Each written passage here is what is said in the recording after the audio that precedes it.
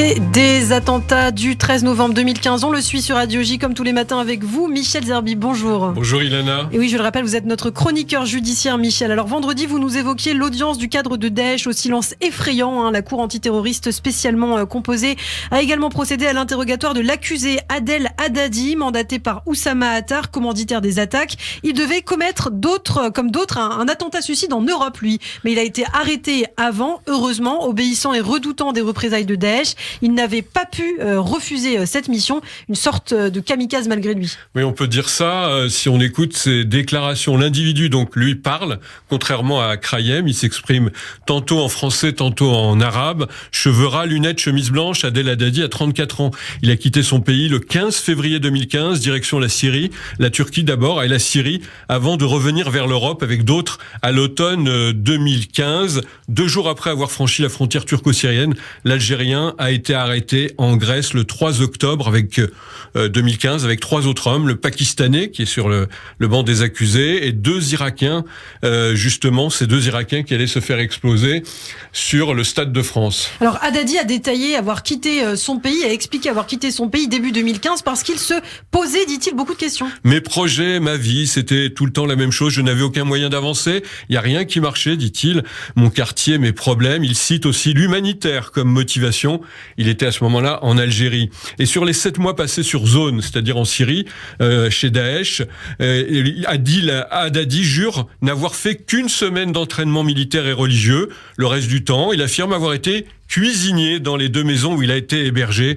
Le président Périès alors lui pose bien sûr la question qui s'impose. Pourquoi Oussama Attar vous choisit pour une mission suicide ? Vous dites être allé en Syrie pour faire de l'humanitaire, mais vous passez 2 mois dans une maison à faire de la cuisine. Pourquoi vous, alors que c'est une mission capitale pour l'État islamique? Peut-être aussi il avait compris que je pouvais pas dire non. Je pense que c'est ça, dit l'individu, donc à Haddadi. Pourquoi ne pouvait-il pas refuser tout ce qu'on me demandait? J'étais quelqu'un de serviable, répond l'accusé. Enfin, être serviable et commettre un attentat, ce n'est pas pareil, rétorque indigné. Le président Adel Haddadi estime avoir eu peur des représailles de l'État islamique s'il refusait la mission. Il dit qu'il n'a fait absolument rien qui soit en rapport avec les attentats meurtriers justement de Paris. Alors arrive le tour des avocats des parties civiles, Michel, et de la défense de prendre la parole et de questionner Adel Haddadi. Oui, on citera maître Sylvie Topalov aujourd'hui, avocate des parties civiles. Elle a demandé à l'accusé algérien, n'oublions pas qu'il est algérien, lui demande ce qu'il pense du GIA, du groupe islamique du Salut. C'est un groupe terroriste en Algérie. Je suis contre, répond-il. Comme vous êtes aujourd'hui contre Daesh, poursuit l'avocate. Ouais, je suis contre, reprend l'accusé, qui semble d'ailleurs plus vieux que son âge, avec son crâne dégarni et son embonpoint. Donc, vous condamnez les attentats qui ont été commis à Paris. Je condamne tous les actes de violence dans le monde, assure Adel Haddadi. Finalement, heureusement que vous avez été arrêté avant, conclut l'avocate. J'ai fait des fautes, je suis là pour prendre une peine, être condamné. Mais j'accepte ça, reconnaît humblement l'accusé. Mais son récit, Michel, n'aura jamais tenu debout. Pour quelle raison ? Absolument, car je dois vous rappeler, Ilana, que les kamikazes envoyés en Europe sont tous des combattants surentraînés. C'est l'élite des combattants.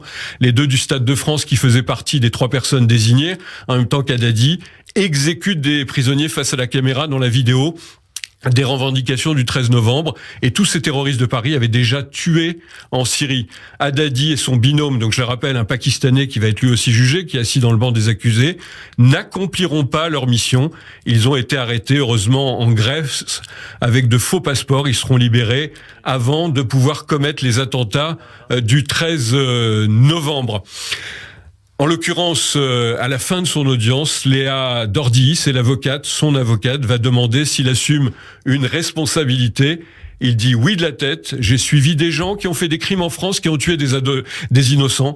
J'ai rejoint ces gens, dit-il. Alors vous savez qu'il est poursuivi pour participation à une AMT, Association de malfaiteurs terroristes criminels. Il encourt, Haddadi, 20 ans de réclusion criminelle. Merci beaucoup Michel Zerbi, on vous retrouve demain sur Radio J.